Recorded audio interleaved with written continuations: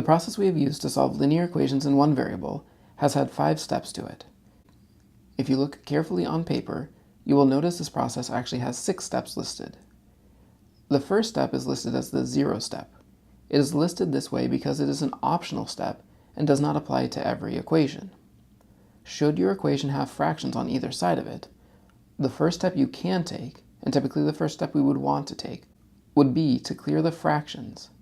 We would find the lowest common denominator of every fraction in the equation, and we would then multiply both sides of the equation by the LCD in order to cancel and therefore remove all fractions from the equation.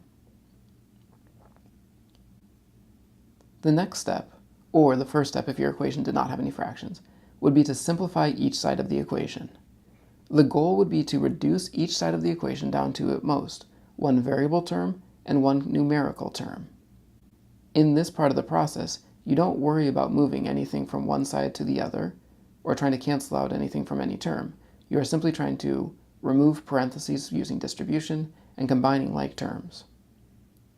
Once you have reduced the equation so that there is at most one variable and one numerical term on each side, your next step is to then isolate the variable term.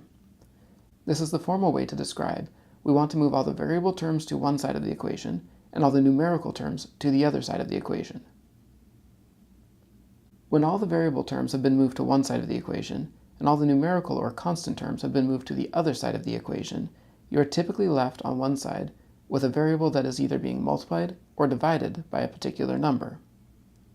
Our next step in the process is to eliminate this variable's coefficient. By eliminating this variable's coefficient, we can now reduce the equation down to the variable equals a number. And if our work has been done correctly, that number that the variable equals is the solution for the equation. There is always a chance that we will make a mistake in some of our work, whether it's algebraic or arithmetic. So our fourth step is to always check the solution that we have just found in the original equation.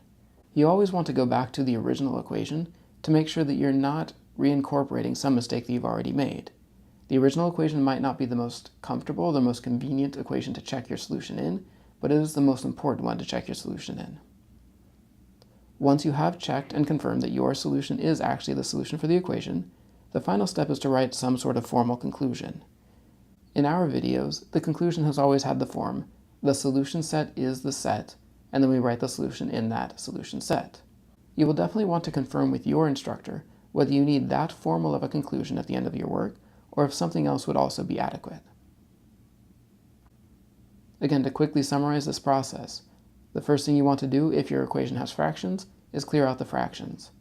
Once there are no fractions remaining in your equation, simplify each side of the equation on its own, then isolate the variable terms to one side and constant terms to the other.